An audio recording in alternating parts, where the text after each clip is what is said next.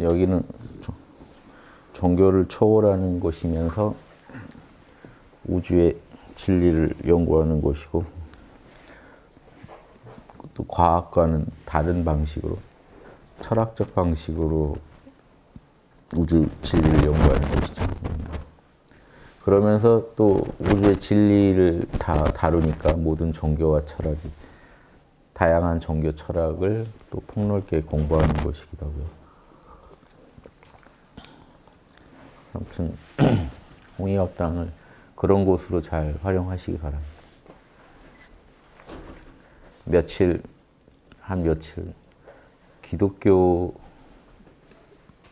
자료나 이런 걸 좀 많이 봤어요. 요즘 교회들도 뭐가 힘든가, 청년이 안 와서 힘들다, 막 이런 것부터 해서 다양한 고민하는 것도 보고, 젊은 목사님이나 뭐 선교사나 이런 분들은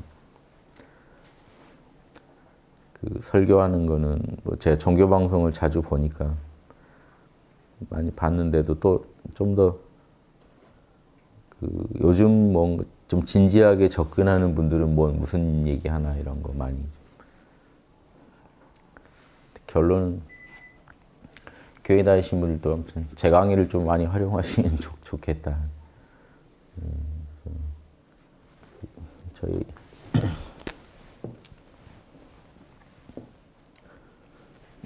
이 그림이 선명해야 돼요.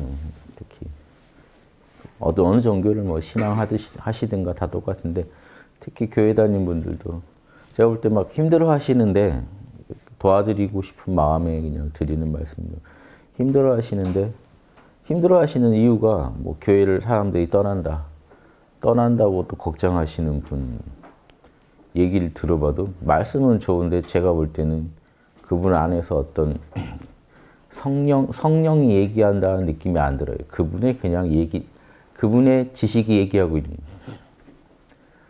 거예요. 기독교인은 의뢰이 이래야 되는데 교회에 안 나온다. 일요일날 교회 예배 드려야 되는데 안 나온다. 못됐다. 요즘 큰일이다. 자꾸 이렇게 악에 물들고 있다. 세속에 빠져서. 뭐 이런 식 관점에서 접근하시면서 뭔가 문제 있다라고 진단하셔도, 제가 볼 땐 거기 본인도 아시는 것 같아요. 대안은 없다. 막 이런 얘기를 하시더라고요. 그러니까 대안이 없다 할 정도로 문제가 있다는 걸 공감하시는 분들 말씀을 들어도 제가 볼 때는 영적으로 메말라 있어요. 그분부터 성령이 충만해서 그런 얘기가 나와야 돼요. 그래서 지금 뭔가 본질이 빠졌다는 게 느끼는 게요. 걱정하는 분도 그렇고, 그 안에서 열심히 또 설교하고 계신 분 설교도 들어봤어요. 젊은 친구들한테, 주로 이제 전 젊은 친구들을 향한 설교나 이런 걸 많이 들어봤어요. 한 며칠간. 왜냐하면 이제 젊은 친구들한테는 예전 방식으로 그래서 해서는 안 될 거 아니에요. 뭔가 고민을 많이 해서 접근할 거다 생각하고 들어본 거예요. 근데 결국 들어가 보면요. 너 내일 뭐 수능이나 취업 가면 무조건 뭐 합격할 취업 자리가 있다고 하자. 거기 가야 되는데 그날 동시에 교회를 가야 된다. 교회 가면 은혜를 받는다. 어떤 거 할 거야? 바로 그 자리에서 무슨 선문답 하듯이 탁 머뭇거리지 않겠어요? 하니까 네 믿음이 그따위라고 쫙 설교하는 이치에 있다는 것만으로 함부로 하더라고요. 그 순간 빙의하는 거죠. 성령이 내렸다고 말 못해서 제가 빙의라고 한 거예요. 자기 역할에 충실하고 계신지 모르겠는데요. 그런 식으로 해서 성령의 역사가 이 땅에 일어나지 않습니다. 그거는 온갖 사이비교들이 하는 짓이에요. 복종을 유도해서. 사이비교에서요, 사이비 교주가요, 기독교의 모습을 하고 있을 수도 있고 불교의 모습을 하고 있을 수도 있습니다. 자기한테 유리하면 어떤 모습도 하고 있어요. 그러니까 사이비 교주가 무서운 게요, 모든 종교에 침투해 있습니다. 그래서 기독교면요, 기독교 무슨 수련회를 열어요. 부흥회를 해요. 가서 보세요. 그럼 딱 사이비 짓을 하고 있어요. 너 내 말에 무조건 복종해. 못해. 땡. 복종하겠습니다. 말 나올 때까지 세뇌하고 압박합니다. 복종하겠습니다. 무슨 말을 하든 복종하겠습니다. 이런 소리 듣고 넌 됐다 하고 하는 수련 뭐 제가 들은 것만 해도 꽤 많아요. 유명한 분들이 하는데도 그런 식으로 해요. 복종하겠다 하고 나와요. 좀 코미디 같죠? 근데 그 분위기에서는 다 하면 그게 맞게 보인대요. 나와서 보면 좀 이상해요. 내가 좀 이상한데. 근데 심지어 나와서 이상하죠? 근데 거기서 자기가 인가받은 그것 때문에요. 부정도 안 해요. 쉽게 부정을 못 해요. 난 되게 의미 있는 걸 하고 왔어 라고 생각하려고 노력하더라고요. 양심에 찔리지 않으세요? 찔리긴 한데 변호하고 있는 거죠, 벌써. 피해자에서 가해자를 변호하는 사람으로 변합니다. 이런 일이 거처에서 전 보면 일어나고 있어요. 각 종교에서. 기독교 쪽 특히 심해요. 그래서 제가 그런 설교 방식을 보고 아, 저렇게 다들 하고 있구나. 아무튼 또 새삼 느꼈는데 너 왜 이 성경 말씀이 진리인 거 모르고 왔어, 교회? 아는데 왜 안 믿어? 이거 믿는다고 해놓고 왜 이거를 너 목숨보다 이걸 소중히 하지 않아? 그럼 그 듣는 사람은요, 순간적으로는 아, 내가 그래서 안 되고 있구나. 뭐 이런 여러 가지 성찰과 깨달음을 줄지 모르지만요, 그런 식으로 이게 될 것 같으세요? 전도가? 도를 얻을 수 있을까요? 이런 식으로. 이 땅에 하느님 나라가 올까요? 정말 인간적인 생각입니다. 인간적인. 내가 목숨 걸고 따르면 되겠지. 안 돼요. 그렇게 되는 게 아니에요. 제일 안타까운 게 제가 그 여러 가지 보고 느낀 근원적인 건요. 하느님을 몰라요. 설교하는 사람이나 신자나 한국교회에 문제 있다고 외치는 사람이나 제가 볼 때 성령 속에서 얘기하고 있질 않아요. 성령 속에서 얘기를 하고 살아가면 그냥 훌륭한 하느님 자녀가 되고 훌륭한 사역을 할 수 있게 돼 있어요. 성령의 힘이 그래요. 근데 보면 너무 힘들어 보여요. 지금 교인들은. 왜 그럴까요? 자기가 애쓰고 있어요. 성령하고 만난 적이 없는 거예요. 자기가 애쓰고 자기가 애를 많이 쓰다가 뭔가 좀 의식이 고양되고 할 때 그게 그냥 하느님을 만났다고 착각하는 거예요. 그런데 그게 진짜 만난 게 아니기 때문에 자기가 애쓰지 않으면 사라져요. 그 느낌을, 그 감정의 어떤 상태를 붙잡으려고 계속 애를 쓰고 힘들어요. 엄청 힘들어 보여요. 나는 하느님의 훌륭한 자녀야. 모든 걸 아버지한테 바쳤어. 따르기로 했어. 하는 사람들 말이 또 얼마나 비상식적이고 무지하고 폭압적인지 모릅니다. 제가 들어보면 다 장난 아니에요. 근데 저는 어떤 기준으로 들어서 그렇죠. 양심의 기준으로 들으니까 양심이 안 맞는 소리를 하고 계시더라고요. 그럼 그분들은 하느님의 자기는 말을 100% 따르고 있다고 완전히 믿고 있어요. 그럼 이 괴리가 크죠. 이 괴리를 어떻게 극복할 수 있을까요? 그러니까 따른다는 사람도 무섭고 하느님을 못 만나서 힘들어하는 사람도 답답하고 이게 제가 볼 때는 아주 힘든 상황이더라고요. 만나면 자유로워지는데 진리만이 자유를 준다는 게 예수님 말씀인데 진리 안에 거하기 전에는 자유가 없습니다. 제가 볼 땐 다 부자유해 보여요. 내가 하느님 자녀다라고 강조하는 그런 목사나 선교사분들, 설교자분들마저도 보면 되게 이런 말씀 해야 되는지 모르겠는데 그러니까 하느님의 자녀가 되려고 몸부림치는 그 모습이 되게 안쓰러운 상태예요. 올바른 자녀가 아니에요. 그건 부모님 관심 끌려고 되게 어그로 끌고 있다고 하죠. 뭔가 관종이란 말도 쓰죠. 꼬맹이들이 관심 받으려고 이상한 짓 하죠. 그런 상태의 모습도 보이고요. 아니면 나는 아버지 자녀가 되려면 뭔가 인간적 계산이에요. 나는 뭔가를 막 해야 돼. 뭘 잘해야 돼. 그래야만 나는 아버지한테 인정받을 거야 하는 되게 심리적으로 몰려있는 모습들이에요. 다. 뭔가 엄청난 사역을 해야 돼. 나는 그래야 자녀가 될 거야. 근데 그런 게 아닌데요. 성경에 나온 사도 바울이나 예수님이 얘기한 우린 그냥 하느님 자녀예요. 뭘 해서가 아니라 우리 존재 자체가. 아버지가 안 계시면 성령이 우리 안에 임하시지 않으면 우리가 말하고 듣고 행동할 수도 없습니다. 그냥 이 사실을 자각하고 나면요. 우리 안에 아버지, 성경의 아버지 하느님을 I am이라고 묘사하잖아요. 그냥 나의 이 현존 상태, 바로 만나실 수 있어요. 이 자리 들어가시면요. 그냥 여러분을 무지에 빠뜨리세요. 뭐 잘났단 말 하지 말고 바보가 되세요.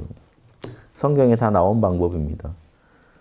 하느님 앞에서 지혜 자랑하지 말고 바보가 되라. 그리고 범사의 모든 일에 감사해라. 감사하고요. 그냥 바보가 되시면 다이렉트로 하느님과 하나가 되실 수 있습니다. 영으로 예배를 해라. 입으로 말로 떠들지 말고 영으로 예배를 드려라. 그럼 다이렉트로 만나게 돼 있어요. 아버지를 믿어라.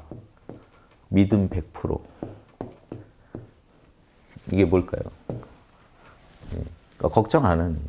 믿었으니까 걱정 안 해요. 몰라 하고 계신 거예요. 감사합니다와 몰라. 난 걱정 안 하겠습니다. 하지만 감사합니다. 한 상태에 들어가 계시면 신뢰하고 계신 거예요. 믿음이라는 말보다 신뢰라는 말로 저는 쓰는 걸 좋아해요. 신뢰하고 계신지죠. 근데 막 신뢰를 안 하고 있는 거예요. 자기가 사실. 그런데 인간의 힘으로 지금요. 이런 방법을 써서 하느님과 직접 만나지 않고 인간적인 마음으로 하느님의 자녀가 되는 걸 계속 유지하고 하느님의 사역을 이 땅에서 구현하겠다는 얼마나 힘들겠어요. 인간의 마음으로 그걸 하려면. 기독교에서는 인간의 본성을 아예 악하다고 보잖아요. 그럼 인간의 그 본성, 불교에서는 탐진치라고 하죠. 그 탐진치라고 말하는 불교에서 그 악한 본성을 가지고, 이기적 본성을 가지고 아버지 사업을 하겠다고 그러고 아버지의 자녀로서 살겠다고 한다는 것 자체가 얼마나 안 맞는 짓이에요. 그런 노력 자체가요, 내려놔줘야 돼요. 제가 불교도 보면은 화두하겠다는데 너무 힘드세요. 화두선 하겠다고 용을 쓰고 계시는 걸 보면 힘을 쓰지 마시라. 그게 답이다. 똑같아요. 아버지 자녀가 되시려면 아무 짓도 하지 마시고 그냥 존재하세요. 순수한 모습으로 존재하시면 아버지가 만든 본래 모습 그대로입니다. 용을 써요. 잘 보이려고 그래요. 뭐가 되겠다 그래요. 저는 아버지 자녀가 되겠습니다. 막 울부짖고 그러실 필요가 없어요. 아버지가 그런 거 무슨 과학적인 거 좋아하시는 분이 아니에요. 넌 그냥 내 새끼야 이거죠. 가만히, 그러니까 마음 비우고 가만히 계시면 돼요. 감사한 상태로. 걱정하지 마시고. 내가 주는 평안은 세상이 주는 평안이 아니다 그랬죠. 세상이 주는 평안은요, 욕망이 충족됐을 때 평안이 옵니다. 내가 주는 평안은요, 그냥 평안인 거예요. 원래 평안인 거예요. 여러분 안에 마음에 평안한 마음이 I am밖에 없어요. 내가 존재한다는 그 마음, 의식 상태에서만 평안해요. I am 뒤에 뭐만 하나 붙어도 그때부터는 평안하지 않아요. 자기를 제약시키고 자기를 그러니까 내가 하느님 자녀라는 거 붙여도 여러분은 괴로우실 수밖에 없어요. 뭐 해야 되지? 자녀라고 말은 했는데 이제 힘들어져요. 뭐 친구라도 교회 데려가야 되나? 전화라도 돌려야 돼요. 다단계 직원 되신 기분을 혼자 느끼세요. 이해되세요? 조급해져 있다니까요. 성과를 내야 되는 거예요. 아버지, 자녀. 아버지는 그런 분이 아닌데 아버지를 무슨 악덕 사장님으로 자꾸 생각하십니다. 아니면 아주 그 못된 아버지, 정말. 자녀를 자녀로 사랑하지 않고 자녀가 성적을 잘 받아올 때만 내 자녀로 인정하는 그런 못된 부모로 자꾸 하느님을 상정하는 거예요. 뭔가 해야 된다. 그리고 근본적으로 잘못된 게 아버지를 못 만나고 있는 거 첫째. 두 번째, 아버지가 내 안에서 양심을 통해 얘기하신다는 걸 몰라요. 자꾸 기도를 통해 하느님 뜻을 알겠다는 거예요. 양심이 이미 얘기하고 있는데. 이거 남의 거예요. 먹으면 안 돼요. 그럼 양심에서 이거 먹으려고 하면 찜찜하다고 하죠. 하느님이 방금 지금 급하게 외치신 거예요. 스탑하고. 그런데 이걸 못 느껴요. 이걸 못 듣는 사람이 기도를 한다고 그러면 기도합니다. 아버지의 뜻을 가르쳐 주세요. 이미 얘기 다 했는데. 아버지, 저게 제 건가요? 아버지. 제 거 되게 해주세요. 아버지. 제 건가요? 제 거죠. 계속 이러면서 그러다 보니 막 제 거 같아요. 감사합니다, 아버지 하고 가져갑니다.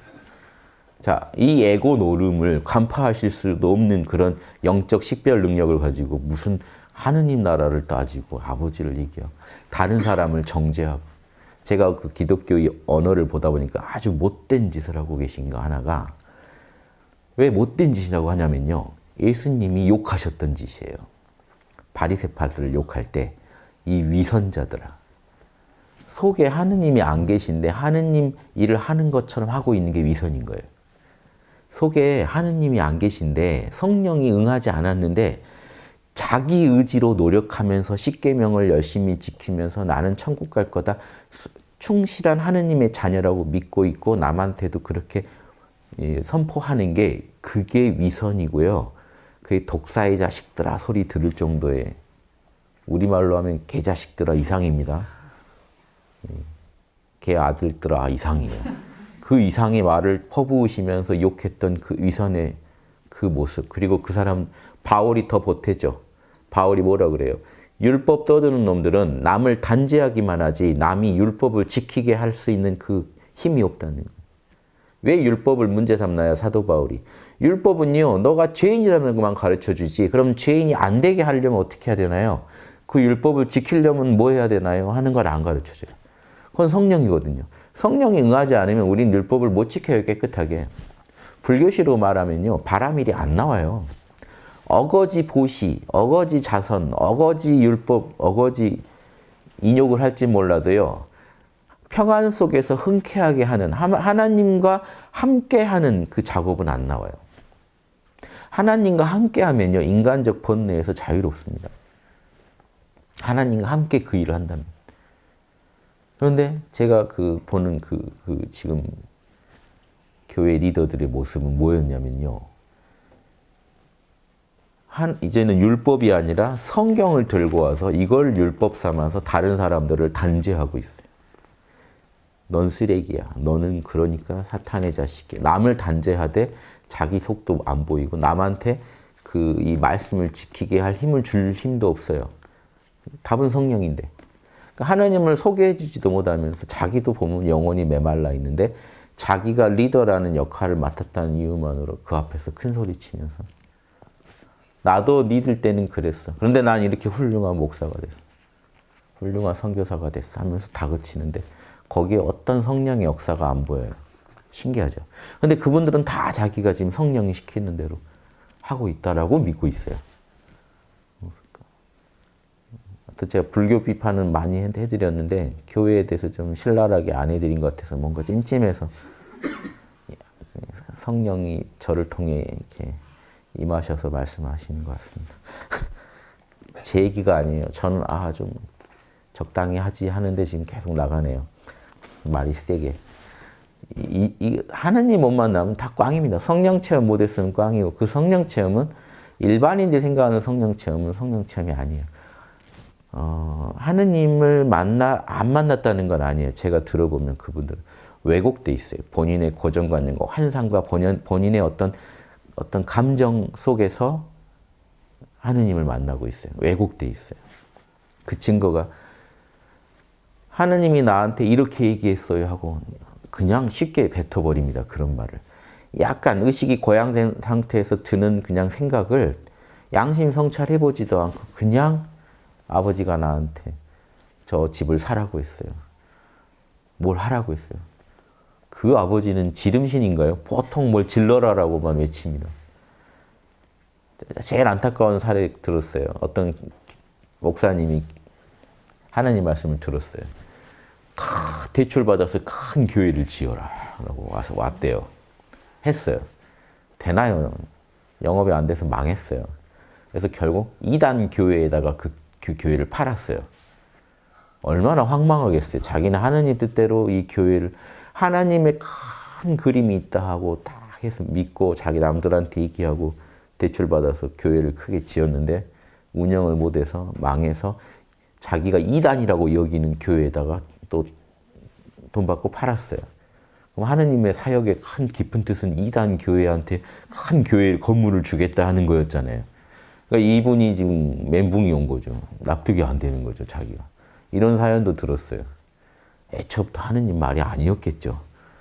다들 하느님 얘기를 듣고 있다고 우긴다니까요. 기독교 방송 켜놓고 보세요. 어찌나 하느님하고 소통하는 분들이 우리나라에 넘쳐나는지. 그때 아버지가 뭐라고 하셔서 그리 갔습니다. 그랬을 리가요, 아버지가. 양심 성찰 없이 그렇게 아버지 뜻을 얘기하시는 거는 정말 망발입니다. 그래서 제가 양심 성찰 얘기를 하는 거예요. 아버지 뜻이 맞는지 한번 보라는 거예요. 왜? 인간의 마음에 실제 성령이 응했더라도 응해서 여러분이 이해할 수 있는 말로 바뀌는 과정에서 이미 여러분의 무의식의 왜곡이 들어가요. 여러분 꿈꾼 거 다시 기억하려고 해도 이미 무의식의 왜곡이 들어가고요. 꿈꿀 때 이미 무의식의 왜곡이 들어가요. 인간의식은 원래 그렇게 생겨 먹었어요. 근데 어떻게 그런 되게 구체적인 사안에 뭐 해라, 사라, 마라 이런 말들에요. 그렇게 쉽게 현혹되시냐는 거예요. 거기에 얼마나 여러분의 무의식적 갈망이 이미 개입되어 있겠어요. 그러니까 양심 성찰 해보시라는 거예요. 해보시면 진짜 하느님 말인지 아닌지 바로 알 수 있어요. 성찰하는 과정에서 내 욕심이 낀 게 보여요. 그러면 이건 왜곡됐구나. 바로 알 수 있어요. 근데 그걸 안 하시면서 그냥 듣기 좋은 말이니까, 나한테 좋은 말이니까 이미 믿고 있잖아요. 이미 이렇게 탐진치로 움직이고 있고 인간의 본성, 나약한 본성대로 움직이고 계시면서 자꾸 자기는 아버지의 아주 효자인 척 자꾸 굴면 충실한 자녀인 것처럼 생각한다면 이미 여러분 오판하고 계신 겁니다. 그래서 양심의 소리가 성령의 소리라는 거 바로 아시고 하나님과 성령과 바로 만나실 수 없다면 그 신앙생활은 심각한 문제가 있다는 거 아셔야 돼요. 그리고 그걸 추구하고 있는 교회는요, 잘못 가고 있다는 거 아셔야 돼요. 그 공동체는 잘못 가고 있어요. 그래서 외적인 거, 보이는 거, 저분이 말씀대로 살고 계시다. 그래도 안 돼요. 이 말씀대로 살아도 안 돼요. 여러분, 성령의 은총 없이는 이걸 이렇게 산다고 하는 사람은 사실은 더 무서운 소시오패스일 수도 있어요. 남이 본다면 무슨 짓이든 할 수 있는 사람들이 말씀을 잘 지킵니다. 일반인들은 잘 못 지켜요. 나약해서. 남한테 그렇게까지 보여야 된다는 생각 못 해요. 그러니까 전 못하겠습니다. 이분이 솔직한 분이에요. 솔직한 분이 천국 갈 길이 열려있는 분은요. 솔직한 분이에요. 나 못하겠다. 근데 진짜 속으로는 못하겠다 하면서 하고 있는 사람이 있어요. 그러면 사람들 눈에는 저 사람이 참 신앙심 깊다라고 보입니다. 우리 교회 아주 훌륭한 분이. 안을 들여다보면요. 하느님이 볼 때는 전혀 다른 기준에서 봅니다. 얘는 내가 그때 예수님 만약에 계시다면 내가 그때 그렇게 욕했던 바리새파 아주 그냥 더 새로워진 버전일세. 이렇게 보고 계실 수도 있다는 거 아셔야 돼요. 솔직해야 돼요. 아버지 앞에서 못할 말이 어디 있어요. 나의 나약한 거 뭐 한 거 다 하시는 게 아버지인데. 양심 제가 항상 얘기하죠. 양심이 하느님이다. 그리고 양심은 여러분 역량을 여러분보다 더 잘한다. 그래서 여러분한테 여러분이 할 수 있는데 못하는 것에 대해서 가장 찜찜하다라고 신호를 보내주신다. 아예 못할 거 못하는 거에 대해서는 그렇게 찜찜하다고 안 보내줘요. 아버지가 다 아시니까. 온 인류를 구해라. 그게 제일 중요한 줄은 알죠, 아버지가. 그런데 여러분이 역량이 안 되잖아요. 그럼 온 인류 못 구했다고 여러분이 지금 막 잠 못 들고 그러세요? 내가 아프리카인들을 못 구했다. IS로부터 거기를 못 구했다. 왜냐면 내 역량 밖이라는 거를 하느님이 더 잘 알고 있어요. 그러니까 그거보다는요. 오늘 내가 내 가족한테 못되게 군 거를 더 찔리게 더 거기에 대해서 하느님이 지적을 해 주신다고요. 우리 안에서. 그래서 양심으로 통해서 지적이 옵니다. 그래서 하느님과 제일 잘 소통하는 분은요. 자명찜찜의 이렇게 신호로 받는 거예요. 자꾸 말씀으로 받는 건 그렇게 표현할 수도 있지만 말씀으로 이렇게 인격적으로 자꾸 만나시려고 하는 거는요. 되게 감성적인 접근이고 인간적인 접근이에요. 그런데 문제는 뭐냐면 그럴 수도 있는데 그 길도 있는데 왜 제가 더더구나 그렇게 접근하시는 분들은 양심 성찰 하셔야 된다고 얘기하냐면요. 인간은 그런 데 있어서 너무 인간의 욕망을 투영해버려요. 그런 경우에. 그래서 하나님을 쉽게 왜곡해버립니다. 자기 마음대로. 자기 기분 좋을 대로 계속해서 왜곡이 일어난단 말이에요. 여러분도 모르게 일어나요. 그 왜곡이. 그러니까 여러분은 믿고 싶어질 수밖에 없죠. 여러분 마음에 그런 감정이 일어나면 감정이 일어나도 그럽니다. 아버지께서 이렇게 내 감정을 이렇게 인도하시는구나. 다 아버지가 시켰다고 생각하고 살아가 버리시면요. 그거는 탐진치도 그러면 다 아버지가 시킨 거고. 근데 그런 논리로 가다 보면요. 남을 칼로 찌르고 있으면서도 그럴 거예요. 아버지께서는 왜 나한테 이런 사역을 시키셨을까? 그러니까 그 논리라면 그 논리까지 간다는 거예요. 그러니까 논리가 안 맞다는 거예요. 그 논리가. 나한테 유리하고 남한테 불리한 내용을 아버지가 시킬 리가 없잖아요. 양심. 그러니까 양심이 아버지란 걸 아시면 뭐 내가 받고 싶은 걸 남한테 해줘야 된다는 게 아버지의 아주 철칙이라는 걸 아신다면 아버지 뜻이 어디에 있는지 매 순간 우리는 금방금방 파악할 수 있어요. 아주 디테일한 데까지 몰라도 핵심은 보여요. 해서 될 짓인지 아닌 짓이 다 알 수 있어요. 그게 여러분 그냥 알 수 있어요. 왜? 여러분 안에 이미 아버지가 거하시고 성령의 힘으로 여러분이 이미 살아가고 계세요. 교회를 다니건 안 다니건. 타락했건 여러분이 성스럽건 그거는 공통입니다. 다만 성스럽다는 거는 아버지가 보내는 이 신호를 더 잘 듣고 따를 수 있는 인격의 수준이 됐다는 거죠. 그러니까 영은 다 우리가 영에서는 우리 성령과 통해도 혼 차원에서는 우리 문제가 많아요. 서로 인격이 달라요. 닦은 정도가 달라요. 그러니까 이렇게 차이가 나는 것 뿐이죠. 우리 안에 성령이 있다. 이건 다 공통입니다. 그 요한복음에 보면요. 이런 게 왜곡시키는 구절이 있어요. 요한복음에 보면 이 말도 틀린 말은 아닌데 제자들한테 이제 돌아가시기 전에 그래요. 나 가고 난 뒤에는 걱정하지 마. 나 가고 난 뒤에 나랑 똑같은 소리를 해줄 양반을 보내줄게. 성령. 진리의 그 성령이 오시면 나랑 똑같은 소리를 할 거야. 왜? 왜 그 말을 할까요? 예수님도 성령의 인도대로만 살았거든요. 성령이 어디로 가라 그러면 가고 이렇게 사셨어요. 그러니까 너희도 성령 받으면 나랑 똑같은 그 메시지를 받을 수 있어 라고 얘기해 준 거예요. 그러니까 그 구절만 갖고는 교회에 다녀야 성령을 받고 그리고 그 구절대로 나중에 제자들끼리 모였을 때 오순절 사건 때 집단으로 성령을 받는 그런 사건이 일어나죠. 그러면 문제는 그거죠. 그 말도 다 이해되고 설명할 수 있지만 그럼 그전에는 성령을 전혀 못 만났을까요? 예수님하고 같이 지내는 동안 예수님한테 배우는 3년 동안 성령 못 만났을까요? 성령이 원래 우리 안에 있다는 건요. 예수님이 천국은 이미 너희들 안에 있다라고 얘기하신 적이 있죠. 그러니까 성령은 이미 우리 안에 있어요. 그걸 각성하는 거를 이렇게 하늘이 도와서 각성하는 거를 성령을 따로 받은 것처럼 얘기하신 것뿐이에요. 그러니까 우리 모두가 성령 안에 살고 있다는 걸 먼저 받아들이고요. 그러니까 우리가 마음만 비우면 사실 성령과 우리의 영은 성령과 이 하나이기 때문에 혼이 시끄럽게 떠드는 건 혼이죠. 혼만 좀 죽이고 있으면 우린 그래서 혼을 좀 죽이려니까 혼은 불만이 많으니까 감사 기도를 하게 하고 자꾸 따지려고 하니까 바보가 되게 하고 못 믿겠다고 하니까 좀 그냥 믿고 좀 가만히 있자 하고 모른다 하고 좀 있자는 거죠. 하나님을 신뢰하고 좀 쉬자고 하는 거예요. 이러고 있으면요. 혼이 좀 쉬면 영으로 기도하라, 예배하라 했듯이 영으로 우린 바로 성령을 만납니다. 우리 안에서. 그래서 성령을 밖에서 성령이 오는 것처럼 이해하시는 것도 잘못된 거고 그럼 그 전에 우리는 누가 살리고 있나요? 성령이 밖에서 들어온다면. 말이 안 되는 소리입니다. 모든 곳에는 하느님이 거하고 계십니다. 모든 곳에. 여기 한번 보실래요? 제가 찾아놓은 게 있는데 예수님이요, 그 제자들을 길러서 12제자를 이렇게 전도하라고, 도를 나가서 좀 전해라. 멘토 공부 좀 시키려고 보내실 때가 있어요. 멘토 공부도 하고 남들한테 도도 전하고, 복음도 전하고. 그때 이런 얘기를 해요. 너희가 혹시 그런 얘기 하다가 권력자들한테 잡혀갈 수도 있다.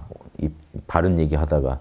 세례 요한 실제 사형당하고 했잖아요. 목 잘리고 했잖아요. 바른 회개하라 이런 말 하다가 너희가 잡혀갔을 때 그런데 만약에 너희가 혹시 권력자한테 잡혀갔더라도 뭘 말하고 또 어떻게 말할까 조금 더 걱정하지 마라. 나 그때 뭐라고 할지 조금 더 걱정하지 마라. 그때 너희가 해야 할 말을 알려주실 분이 계실 것이다. 그때 말하는 이는 마태복음입니다. 제가 읽어드린 거는 이는 너희가 아니라 너희 안에서 말씀하시는 하늘 아버지의 성령이시다. 성령이 너희 안에 있는 성령이 얘기할 거니까 정확히 얘기하시죠. 너희 안에 있는 성령이 얘기하실 거니까 너희가 걱정하지 마라. 그때 되면 닥치면 자명한 얘기가 나올 거다. 그럼 이때 제자들도 성령에 응해서 말할 수 있었다는 얘기잖아요. 그런데 돌아가시기 전에 나중에 성령이 올 거야. 성령이 그때 되면 성령의 뜻을 제대로 이해할 때가 올 거야 정도의 의미죠. 그걸 과하게 해석하지 마시라는 거예요. 어차피 그 나중에 전승대에 오던 돌아가신 뒤에 자료 모아서 쓴 복음들을 가지고 조금씩 표현이 좀 충돌하더라도 전체적 맥락을 이해해야죠. 성경들도 복음마다 조금씩 모순이 있습니다. 모순이 없지 않아요. 근데 큰 맥락을 가지고 이해하잖아요. 마찬가지로 너희 안에 성령이 급할 때 무슨 말 해야 될지도 다 인도해 줄 거야. 그러니까 우리 안에 있는 성령을요, 밖에서 들어왔다고 지금 얘기 안 하셨어요. 성령이 임해서 얘기해 줄 거라고 안 하셨어요. 너희 안에 있는 성령이 얘기할 거예요. 그러니까 우리 안에 성령이 이미 있어요. 너희 안에 천국이 있어, 이미. 그 믿는 사람 안에 있어야도 아니었어요. 그대들 안에 이미 성령이 있다. 아니, 천국이 있다. 천국 찾으러 다니지 마라. 이미 천국은 이미 우리 안에 있다. 자, 이런 거를 좀 가지고 묵상하시고 남 단죄하지 마시고 믿음 가지고 남 단죄하지 마세요. 큰 소리 칠 일 하나도 아니에요. 조용히 묵상이라는 게 말 멈추고 좀 생각해 보라는 얘기죠. 말 멈추고 남 지적 멈추고 따지는 거 멈추고 안으로 하느님을 만나서 하나님의 뜻이 뭔지 생각해 보라는 겁니다. 묵묵히 생각하시면 아버지 뜻이 다 보이게 돼 있어요. 왜? 우리는 본래 하나님 자녀니까. 하나님 자녀인지 모르고 산 거죠. 하나님이 날 지어준지 모르고 살다가 예수님이 오셔서 하나님 자녀는 이렇게 사는 거야 하고 딱 멋지게 살아가시는 걸 보여주니까 우리도 안 거예요. 아, 저렇게 살면 저게 하나님 자녀의 모습이구나. 저렇게 안 살면 그냥 금수구나. 이런 걸 안 거예요. 그래서 그게 감사한 거고, 예수님이 우리를 위해 돌아가셨다. 그것도 하나님 자녀로서 살아가시다 보니까 핍박을 받아 돌아가셨어요. 근데 돌아가시면서도 하나님 자녀로서 살기를 포기하지 않았죠. 그러고 돌아가셨기 때문에 우리한테 길을 보여주시고, 이 육신의 생명보다 이 성령의 뜻대로 산다는 게 귀하다는 거 보여주시고, 부활은 그런 그 결과물입니다. 성령 뜻대로 사니까 죽음도 극복하는구나 하는 거 다 보여주고 가신 건데, 사람들은요, 보고 싶은 것만 보려고 그래요. 예수님한테서 이걸 보려고 그래요. 예수님이 살면서 보여주신 인간의 길은 관심 없고요.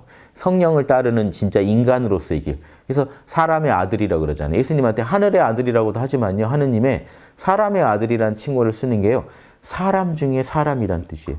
사람 중에 가장 하느님 아버지를 잘 모시는 사람. 진짜 효자, 최고의 효자, 자녀 이런 뜻입니다. 사람의 아들이 그런 뜻인데, 사람의 아들로서의 역할도 하셨거든요. 뭐 본래 신성이 있지만 사람의 아들로서의 충실한 역할을 하고 가셨는데, 그 내용엔 관심이 없고요. 그러니까 평소에 어떻게 사셨는지보다 우리를 위해 돌아가셨다는 것에만 관심을 가게, 이게 이제 사도 바울이 좀 그쪽으로 몰아간 건 있는데요. 그 덕으로, 그 영향으로 인해 아무튼 이 기독교가 그 덕으로 퍼지긴 했는데 왜곡이 많이 일어나요. 좋은 의도로 했더라도 왜곡이 일어나요.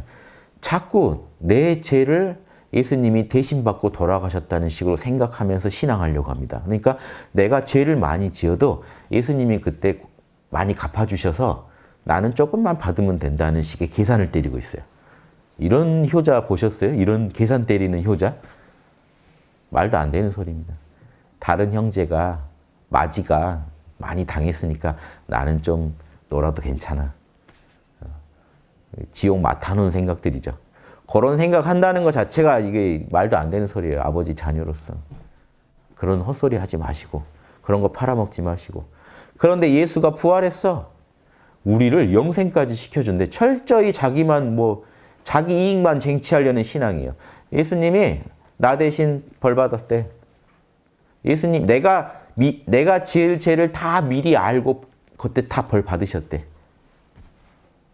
이렇게 지금 설교하더라고요, 실제로. 죄 지은 사람한테요. 가서, 야, 너 걱정하지 마. 예수님이 네 벌 대신 받으셨어. 미안하지 않냐? 그러니까 교회 나와 헌금해. 좀 이상하죠. 신종 삥뜯기 수법처럼 이런 식으로 설교를 하시더라고요. 결론은 꼭 교회에다 헌금하라는 거더라고요. 걱정해 주는 것 같은데 이상하게 또 돈이 자꾸 나가니까 좀 이상하겠죠. 근데 이것도 다 너의 믿음 문제야 하고 몰아가면 아무 말 못합니다. 말이 안 되는 소리예요. 그게 딱 종교가 영업하기 좋은 소리예요. 예수님은 너를 위해 네 죄까지 미리 다 알고 벌 받으셨어. 그러니까 너는 그냥 믿으면 돼. 헌금 열심히 하고 11조 꼭 내고. 그리고 그러면 뭐가 옵니까? 부활까지 따라와. 영생할 수 있어. 근데 죽을 때까지 교회에 11조 내야 영생하는 거야. 안 그러면 난 보장 못해. 그러면 딱 가야 되는 거예요. 어쩔 수 없이. 일요일 날 나와야 돼. 안 나오면 보장 못해. 보장성 아무튼 보장 못해. 만기 때 없을 수도 있습니다. 이런 것처럼요. 너 교회 열심히 나왔는데 천국 못 갈 수도 있어. 그런 식으로 하면. 이렇게 협박해가지고 몰고 가는 아주 좋은 용도죠. 안 맞죠? 예수님이 와서 보여주신 거랑 안 맞.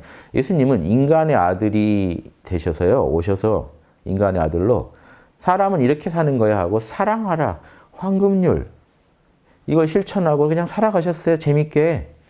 하도 재밌게 노니까 예수님 모이면 맨 먹고 술 먹고 포도주 먹고 빵 먹고 손도 안 씻고 먹고 막 아무나 그냥 다 창녀건 누군건 어려운 사람들하고 먹고 하니까 바리새파들이 아주 싫어했죠.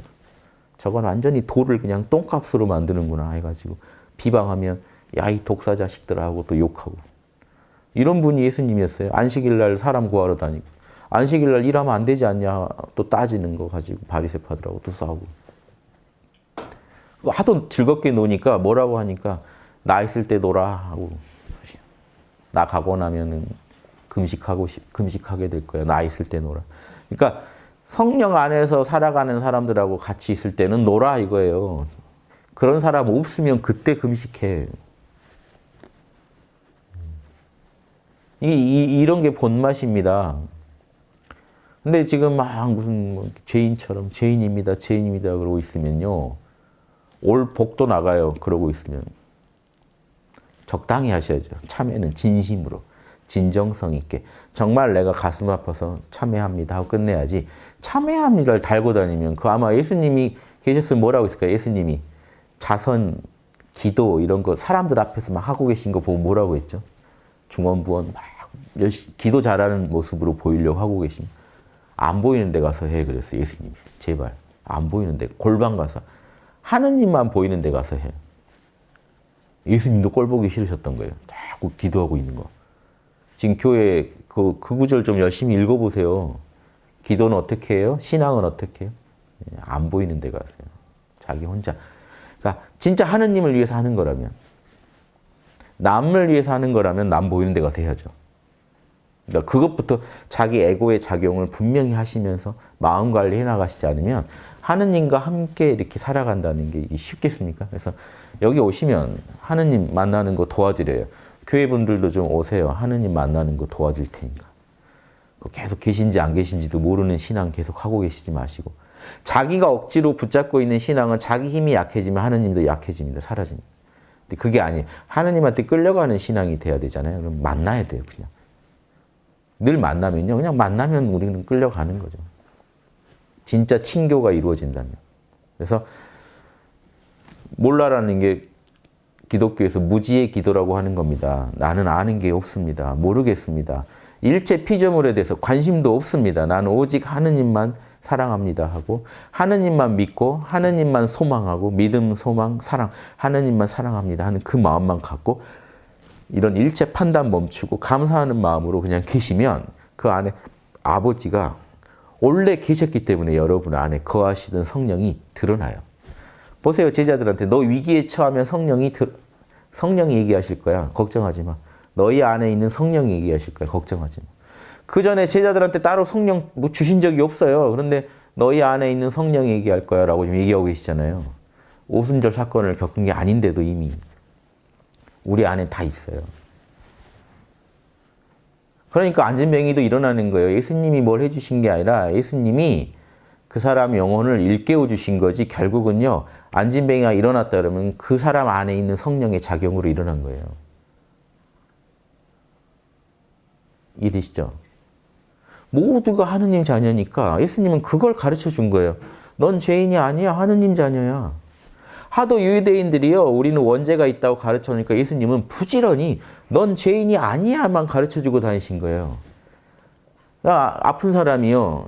유대인 논리는 그렇습니다. 아프면 죄인이라 아프다고 이게 논리가 있어요. 죄인이라 나는 병 걸렸다. 아담이 원죄를 지어서 나는 아무튼 그 뒤로 병을 얻게 됐고 죄의 싹은 사망이니까 그래서 내가 인간은 아프게 돼 있고 죽게 돼 있다. 그러니까 누군가 아프다 그러면 죄를 많이 졌구나라고 생각하는 거죠. 그런데 예수님 가셔서 너는 하느님 자녀야 죄인 아니야라고 해주신 거예요. 근데 이렇게 얘기하면 그 유대인들이 못 받아들이니까 너의 죄를 사하노라 그냥 해버리니까 갑자기 죄가 없다고 하니까 가벼워진 거죠. 영혼이.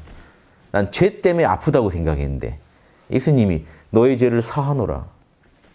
사실 더 본질은 예수님이 하고 싶었던 말은 그걸 거예요. 넌 원래 하느님 자녀야. 죄에 신경 쓰지 마. 넌 하느님 자녀야. 이게 해방시켜주고 다니셨던 분인데 요즘 또 설교자들이 사람을 또 죄인으로 몰고 가더라고요. 잘 사는 사람은 배가 아프신가 봐요. 교회 리더들이. 교회 안 나오도 잘 산다고? 그럴 리가. 넌 죄인이야. 너 잘못 살고 있을 거야. 아무튼 넌 뭔가 지금 사탄 쪽으로 가고 있어. 막 이 얘기를 하고 싶으신 거죠. 그런 위선자들하고 싸우려고 예수님이 나오셨던 건데 지금 예수님이 다시 오셨다고 해도 교회 가실까요? 안 가시죠. 교회 가실 리가 없어요. 아들한테 세습하고 있고 오늘 또 보니까 기사 무슨 교회인가 아들한테 세습하는 거를 또 통과시키고 통과시켜주고 있는 그 기득권층들 다 똑같은 사람들입니다. 하느님 팔아서 먹고 사는 사람들 다 지옥이 있다면 그런 분들이 제일 앞장서서 갈 겁니다. 우리가 웬만큼 평소에 죄 짓고 살아도 아주 중죄 아니면 일반인들 죄 좀 짓는다고 해도 하느님 팔아먹고 그러진 않잖아요. 근데 하느님 팔아서 죄 짓는 거, 성직자가 죄 짓는 건 커요. 이거는 죄가. 예수님이 일반인들 욕하고 다니셨나요? 아니면 바리새파를 욕하셨나요? 바리새파를 욕했죠. 왜? 성직자니까. 사람들이 그 사람을 모델로 삼고 살려고 하니까 그 사람은 자기가 잘못되면 남까지 다 망치기 때문에 바리새파를 계속 욕하신 거예요. 성직자의 책임이 크니까. 근데 그 큰 책임을 가지고 있으면서 맨 성추행, 성폭행, 횡령, 세습, 온갖 안 좋은 거 다 하고 있어요. 성직자들이. 그러니까 지옥이 있다면 그분들이 나타났겠죠. 그래서 얼마나 어리석습니까? 하느님 자녀, 생전에 자기가 제일 자녀라고 믿고 살다가 지옥이 있다면 제일 먼저 달려가게 된다면 얼마나 황당합니까? 그분들 입장도. 바리새파들한테 근데 예수님이 그렇게 얘기하셨다니까요. 너희는 진짜 사탄의 자식들이다라고 얘기하신 거예요. 독사의 자식들이라 이 얘기는요. 너희는 사탄의 자녀야 라고 한 거예요. 너희는 하느님 자녀 아니야. 성직자한테, 제일 존경받던 랍비들한테 그 얘기를 하신 거예요. 지금 그 목사님들 다 생각 다시 해보셔야 돼요. 난 진짜 내 생각대로 살고 있나 하느님 뜻대로 살고 있는데 하느님 뜻대로 살려면 먼저 여러분의 욕망 내려놓고 하느님을 만나시고 하느님 안에서 울려 퍼지는 양심의 소리를 경청하시고 자명하면 하고 찜찜하면 안 하셔야 돼요. 그 길에 목숨을 거셔야 진정한 사람들의 목자가 될 수 있겠죠. 목자 된다는 게 얼마나 어려운 길인데 그 길을 걸으시면서 중생을 이렇게 백성들을 잘못 인도하십니까? 아무튼 안타깝습니다. 대략 말씀드렸어요. 제가 한 며칠 기독교 자료를 좀 본 소감입니다. 현재 어떻게 인도하고 계신가? 어린 양들을 목자들이 어떻게 인도하고 계신가? 쭉 본 소감이 자격이 없는 사람들이 함부로 남을 단죄하면서 죄인이라고 윽박지르면서 사람들을 더 해방시켜주는 게 아니라 더 구속시켜가면서 교회의 노예로 만들려고 하고 계시더라고요. 더 들어가면 자신의 노예죠. 자신의 어떤 정신적 노예를 만들려고 하고 있어요. 그게 탐진치가 하는 짓거리입니다. 인간의 죄성이 하는 짓거리가요. 나보다 약한 사람들을 잡아먹고 착취하고 노예로 부리면서 자기 받들게 하고 삥 뜯으면서 자기는 성스럽게 자기를 포장하는 거. 그 길을 가고 계시는 분들이 너무 많다는 생각이 들었어요. 우리는 그러지 말고 예수님의 가르침의 원형을 저는 존중합니다. 그래서 홍익학당이면서 동시에 홍익교회나 홍익성당이기도 한 거니까. 왜? 예수님은 저의 아주 스승 중에 아주 훌륭한 스승이셨기 때문에, 저도 예수님 제자이기 때문에 네가 크리스찬이냐 뭐 이렇게 댓글로 시비 거는 분들 많더라고요. 당신들보다 더 목숨 걸고 따르고 있으니까 걱정하지 마. 저는 생을 걸고 따르고 있기 때문에. 근데 따르는 방식이 그 사람들 방식이 아니니까 짜증내는 것 같아요. 너 교회 다녀?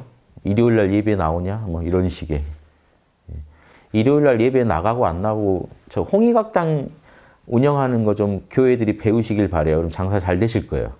청년들이 안 온다고 막 그러지 마시고, 일요일 날 그 수업 뭐 먹고 살기 바쁘고 취직이 안 돼서 힘든 분들을 불러다 자꾸 일요일 날 일 시키려고 하니까 안 나오는 것 같더만요, 보니까. 영적으로 뭘 이렇게 영감을 주는 것도 아니고 힐링 시켜주는 것도 아니고 자꾸 교회에서 무슨 사역이다 뭐다 해서 일만 시키려고 하고, 청년들을 바빠 죽겠는데 일요일 날 안 나온다고 자꾸 매도하고.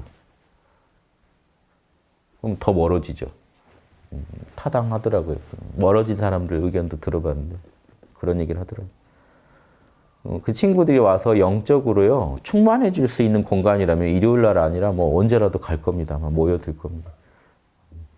그래서 권위타파하고 진짜 성령으로 굴러가는 교회를 한번 만들어 보시면 기가 막히고, 모여서 다 같이 양심 성찰하시면서 교회 운영하시면요 성령 충만한 교회 나올 겁니다. 너무 자명해서 신자들도 아무도 거부할 수 없을 거예요. 그 교회가 가는 길, 그 공동체는요 건강한 길을 갈 수밖에 없고, 이 사회에 엄청난 그 빛이 될 거고 하느님 나라를 만드는데 가장 일꾼이 될 수밖에 없을 거예요. 그 교회 분들이 목사부터 저기 평신도까지 다 하나님 안에서 만족하고, 그럼 모여서 우린 죄인입니다 하는 게 아니라 나는 하나님 자녀라는 걸 확인받는 그 자리가 되고, 자녀로서 품위 있게 살기 위해서 하는 거지 아버지한테 잘 보이려고 사역하는 게 아니에요. 하느님 자녀니까 내가 하느님 자녀라는 그 기쁨 속에서 응당해야 될 황금률을 실천하다 보니 좋은 사역들이 나오는 거죠. 놀라운 사역들이 나오고.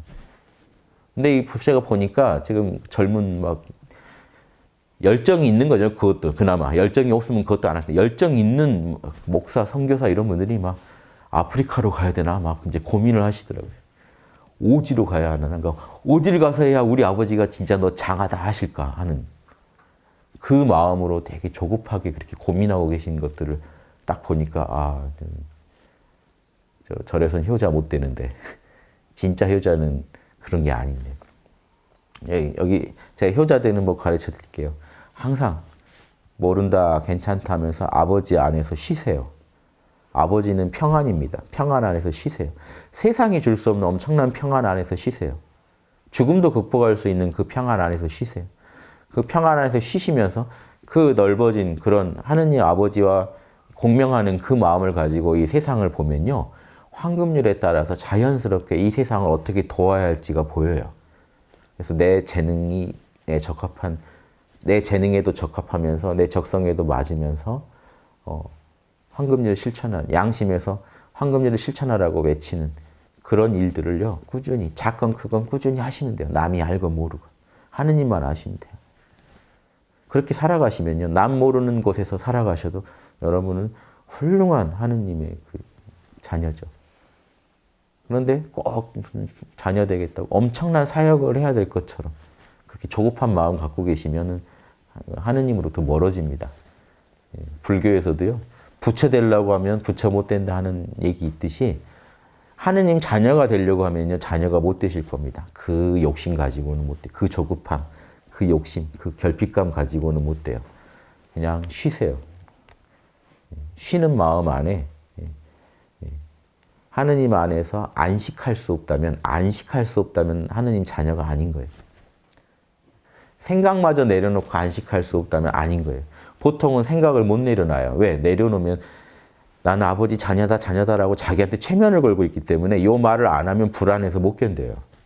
그러면 자녀가, 오히려 쉬면 자녀가 못 된다고 생각하는 거예요. 반대로. 얼마나 심각한 영적인 상태입니까? 진짜 영적으로 지금 되게 문제가 있는 상태예요. 그런 신앙이라는 건. 내가 억지로 끌고 가는 신앙을 몇 년이나 할 수 있을까요? 평생 끌고 갔다 그러면 더 무서운 사람이라니까요. 저 사람은 진짜. 자기 힘으로 하느님 자녀처럼 보이기를 평생간 했다. 더 무서운 사람입니다. 예수님이 그런 사람들을 집중적으로 욕하신 거예요. 이 바리새파 위선자들아. 예수님도 느끼셨을 거예요. 진짜 대단한 놈들이긴 하다. 그렇죠. 대단한 놈들이긴 한데 너희는 대단한데 더 멀리 가고 있다. 하느님으로부터. 일반인보다도. 그걸 이해하신다면 잘 이해하실 수 있을 겁니다. 오늘은 홍익교회에 나오신 것 같죠? 잠깐 저도 한번 빙의해봤어요. 목사님 빙의 한번 해봤어요. 그래서 이 교회, 이런 교회가 나오면 좋겠다 하는 마음에서 한번 이런 얘기 드려봤습니다. 마치겠습니다.